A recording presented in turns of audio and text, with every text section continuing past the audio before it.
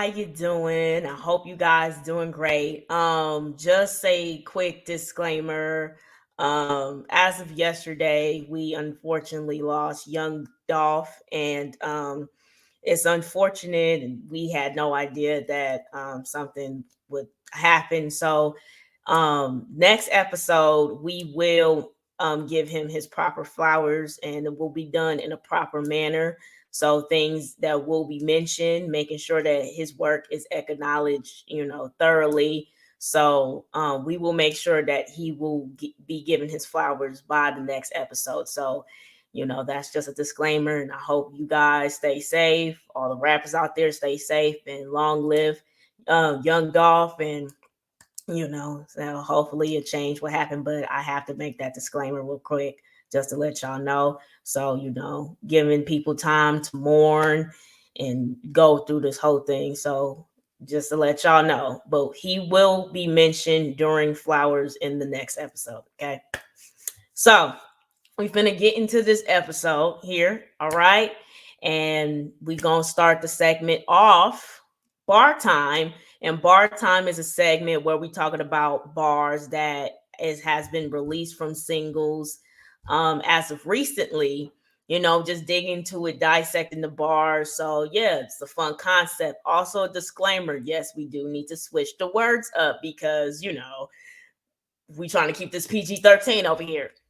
So we got Bad Man Smooth Criminal by Polo G. Okay, Polo G, all right. And this is off of his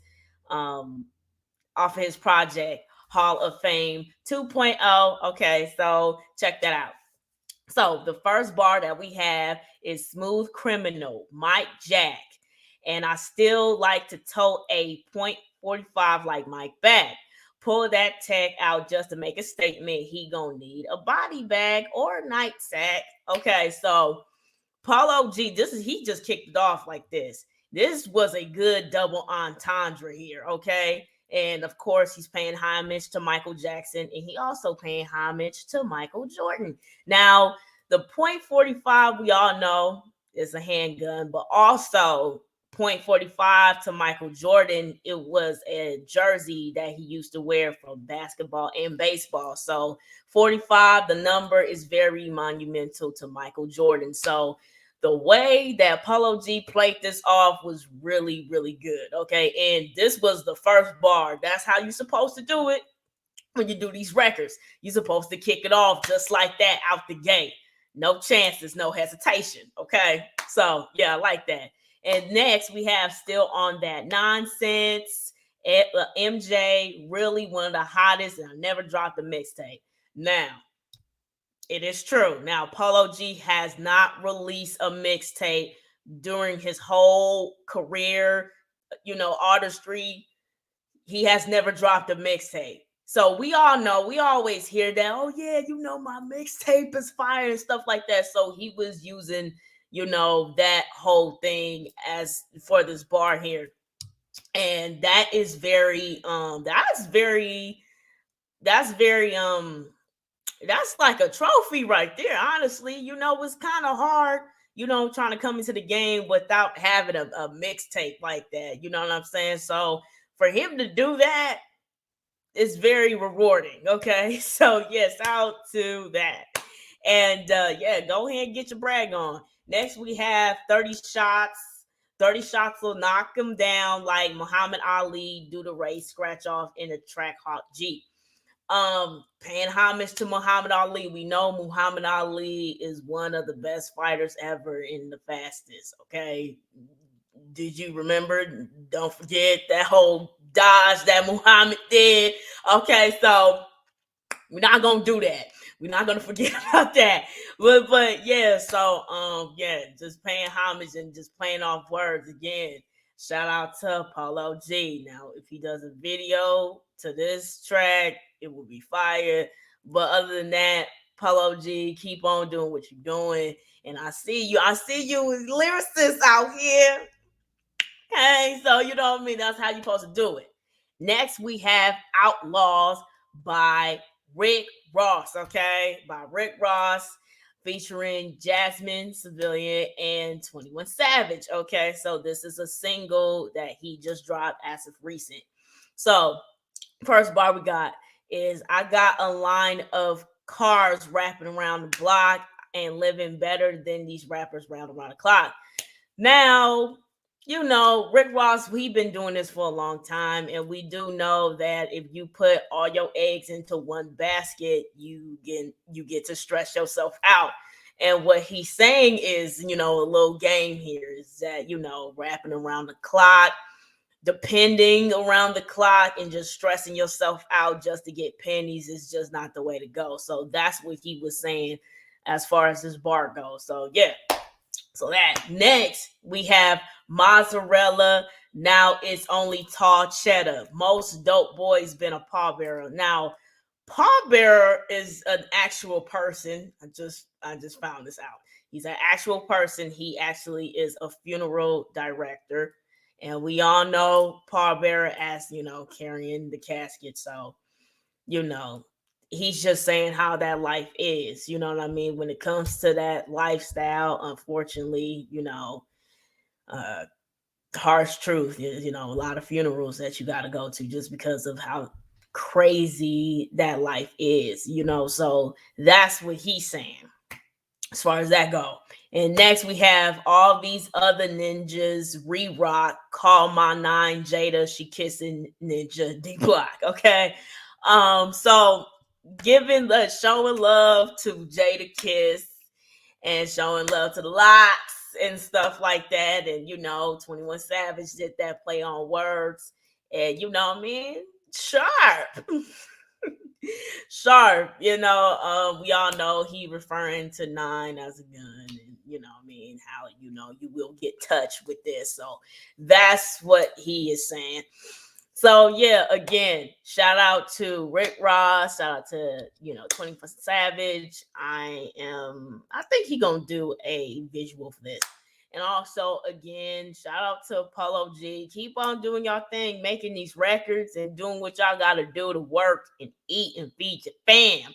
So, yeah, that going to wrap up bar time. Okay, so the next segment that we have is Flowers, where we showing love to rappers, producers, anybody who contribute to the rap culture, making sure that their work is not unappreciated or underappreciated, making sure that they acknowledge. Okay, so for this week we have Ice Cube. Okay, Ice Cube. All right. Ice Cube, okay, one of the best who ever did it. When it comes to that pen, is ridiculous. His delivery, all that, something. Now, of course, was born and raised in Los Angeles. Okay, rapper, songwriter, screenwriter, and actor, producer. You know what I mean? Again, not putting all of your eggs into one basket. Okay. So, he was involved in 3 hip hop groups. CIA, not the actual, okay, hip hop group, okay, CIA, NWA, and West Side Connection, okay. Ooh, what, okay. All right, y'all know what song I'm talking about, okay. I just picked that the other day in the grocery store in accent. Uh, but yeah, so yeah, involving 3 hip hop groups, okay. But of course, we do, he did kicked it off with NWA later on with Side Connection. So his first album that he released was America's Most Wanted, okay. That was released on May 16th. 1990. I'm sorry for that pause. I'm sorry, but I'm just like, dang, okay. So yeah, it was certified platinum. Okay, certified platinum. All right, and it was conscious and gangster rap. Touching topics on poverty, racism. Street stuff that be going on, and the whole nonsense when it comes to like racism, really, and just really saying things that we've been telling to each other in the community, however, putting it on a public display. And that's exactly what America's Most Wanted was. You know what I'm saying? And that's just what it was, very monumental. And his most successful projects that he has released have been Death Certificate and Lethal Interjection. Okay, the two most, that's where we got No Vaseline. Okay, Today Was a Good Day. And all the classics that Ice Cube has done and has released over the years. It has, those two projects. And of course, when it comes to acting, his first acting role was Dope Boy in Boys in the Hood. Okay, one of the classic LA films that has been released, and long live John Singleton for that. Okay, and that role was believable. Okay, Ice Cube played the hell out of that role. Okay, and of course, if it wasn't for Ice Cube, we would not have the Friday sequels. Okay, it wouldn't be Friday. Okay, from the first to the second and to the third. Okay, we would not have that. All right, and of course, we have Are We There Yet? XXX.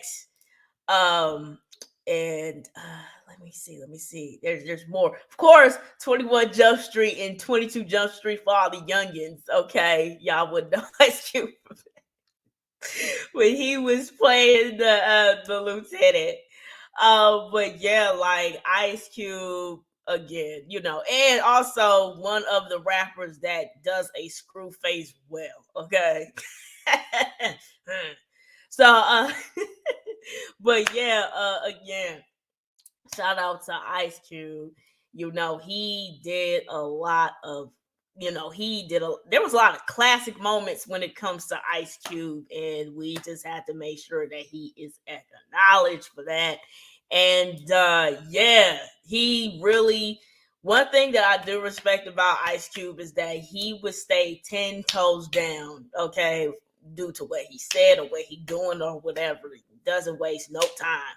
Okay. And yeah, gotta respect that. You know what I mean? Again, we would not have Friday, all the classic moments from the first to the second into the third one. Okay. He low key made a Christmas movie. Okay. I would consider Friday After Death a Christmas movie, of course, theme and stuff like that. Yeah. So yeah. So again, shout out to Ice Cube and thank you for everything that you have done for the culture. Okay. So that will wrap up for Flowers. Next segment we got is Biz After Music. This is a concept, and this is the segment that we talk about where rappers is either investing, endorsing a brand or something that is outside of music. You know what I mean? Again, like I said for the third time this episode, don't put all your eggs into one basket, okay? We got E40. Ooh, okay. E40 is coming out with a new gourmet meat brand called Goon With The Spoon. Okay. Goon With The Spoon. All right. And he has partnered with Justin Kendall of Kendall Meats and Deli Barbecue Company. So that's what he has been doing, making sure that, his stuff is up to par and the best. Okay. And this line has packaged sausage, burritos, and numerous flavors that you could think of. And he is willing to expand the brand in the near future. So, for right now, we're going to have sausages and burritos, but he is planning on expanding. And who knows? He might be doing like the sausage and the burritos. Probably might be doing burgers. You know what I'm saying?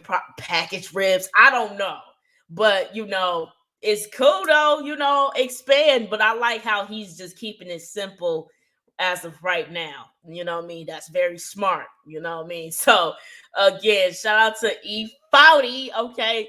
Ooh, all right. So again, shout out to E40. Good business move. I love it.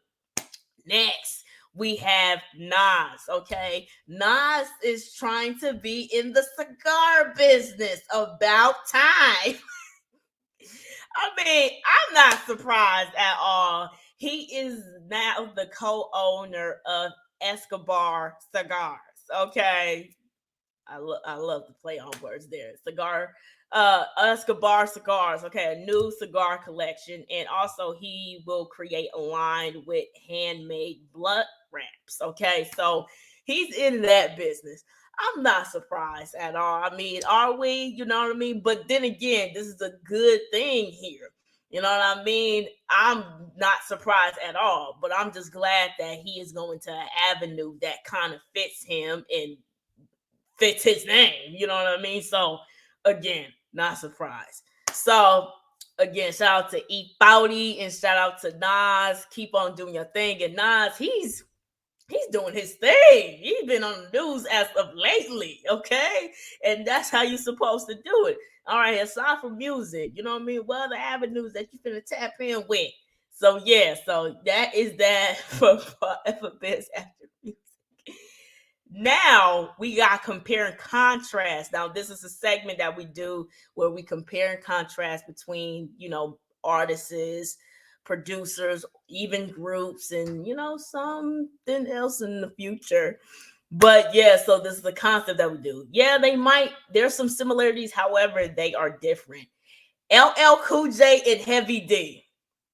I know some of y'all like, but hear me out. Okay, hear us out. Okay, yes. LL Cool J and Heavy D. Okay, when I'm finna dig into these compares, it's gonna make sense. So of course they both came out in the 80s.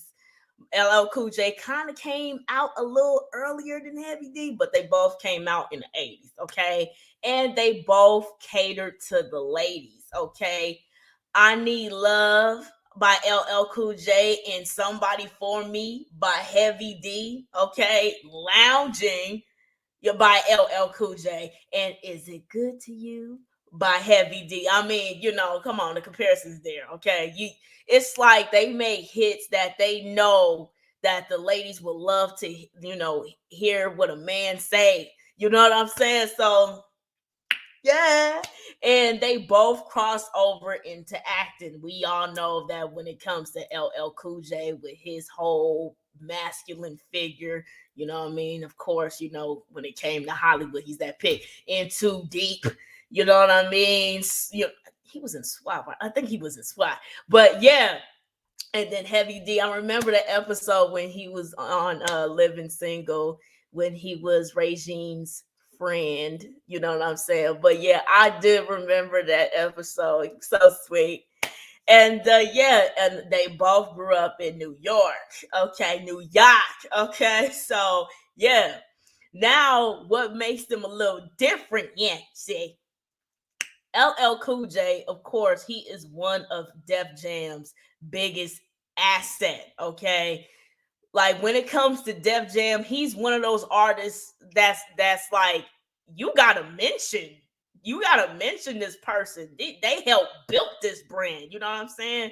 So just like when it comes to Death Row, you can't mention, what I mean, Death Row without Tupac or Snoop Dogg or Dr. Dre. So LL Cool J is like considered one of those, what I mean, pioneers, one of those, biggest assets, okay? Especially around that time in the 80s, you know what I mean? Because later on, Def Jam became one of the biggest rap labels ever, okay? So, yeah, and then, of course, his music content, is more East Coast and hardcore rap, aside from like the love songs that I just mentioned just now, like, Love You Better and stuff like that. It was more a little bit hardcore in the beginning, you know what I mean? Later on, of course, things kind of simmered down, later on when you become a little more seasoned. And in his prime, during his prime, before he became seasoned, he was willing to battle anybody. He battled Ice-T, Kumo D, and yeah, so it was like, hey, I'm down for whatever. I don't care. You know what I mean? So yeah. So that was the difference between LL Cool J. I remembered, and of course, we would not forget about the whole cannabis back and forth and all that. Like, and he was up for the challenge. So that was, LL Cool J's aura. So let's get into Heavy D and what makes him a little bit different side. Later on in the 90s, he became the president of Uptown Records, a label that he was signed to also as well, with P. Diddy as his intern. Okay. And guess what? When it comes to Uptown, you got Notorious B.I.G., Mary J. Blige.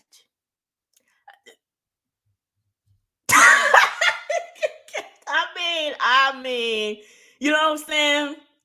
There's a lot of household names up in Uptown, okay? And that would not be the case if it wasn't for Heavy D, okay? So yeah, so let's just keep it real on that one here.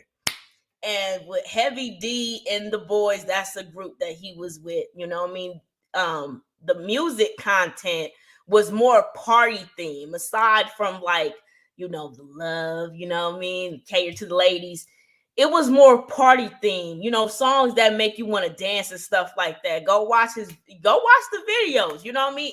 It's like he was like around that time, he was like Kid and Play.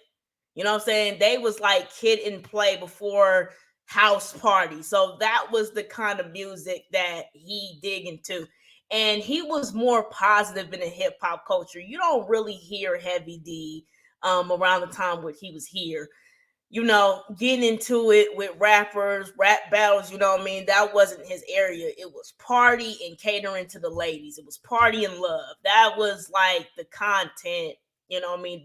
The primary content of Heavy D, along with Heavy D and the boys. Okay, so I gotta make sure that they acknowledge, because that was the group that he was with before he became president of Uptown and everything. Yeah, that was their primary content. So, again, these two right here, you know what I mean? Not only we acknowledging them, but yeah, it's just the compare contrast. Very cool. Both of them. Ladies love Cool James and the overweight lover. You know what I'm saying? So yeah, this was a good compare contrast. And again, rest in peace, Heavy D, man. Rest in peace, Heavy D. So that's going to wrap up compare and contrast. And we finna wrap it up with returning to the capsule.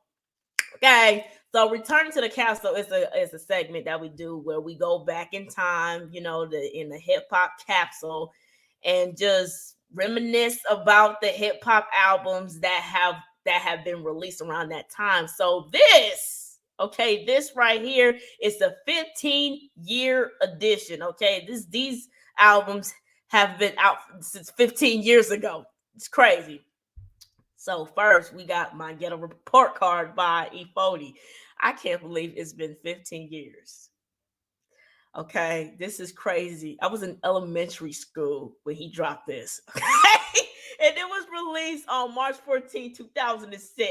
Okay, and of course the singles "Tell Me Where to Go," "Tell Me Where to Go." Okay, and you and that trying to get the. Hey, oh my goodness, I shouldn't. Okay. All right, this was his ninth album. Again, E40, he been around for a long time. So this is his ninth album. This was his ninth album. And it peaked number one on U.S. top rap albums and U.S. top R&B and hip hop albums on Billboard. And as of 2006, they have not updated, but this has been noted back in 2006 that it has been certified gold. And this was around when it was okay to get hyphy. Okay, this is when the hyphy movement was really, really popping around this time. Like, oh my goodness, the memories. I remember being at school, and my friends at the time, we was talking about the song and just dancing to it and trying to crump and all that. Like, oh my gosh. Very monumental. And past episodes, Lil Jon, he did tell me when to go. So yeah. The next album that we got is Reality Check by Juvenile. Okay. So this was released on March 7, 2006. And of course, the singles. Hey, I like you do the rodeo. Hey, I like that don't know. I do love that song, and I still play that song to this day. I kind of got in trouble playing that song. But other than that, let's get back to the singles. So the next single he got is "Get Your Hustle On" and "Way I Be Leaning." "Get Your Hustle On," had kind of a political type of reaction, but yeah, it was a single. Those two other singles besides "Rodeo," they didn't have a music video. But this was his seventh album. Okay, this was his seventh album, and it peaked number one on U.S. top R&B and hip hop albums and Billboard 200, all on Billboard. And it was certified gold. Okay, it was certified gold. Yeah. I got in trouble trying to do the rodeo. Yeah, I got in trouble trying to do the rodeo. Okay, but that was a song. That was black. That was a song around the time. Okay, let me see. Do that.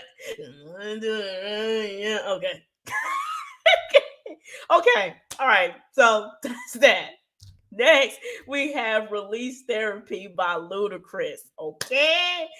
I can't believe it's 15 years. It's a long ass time.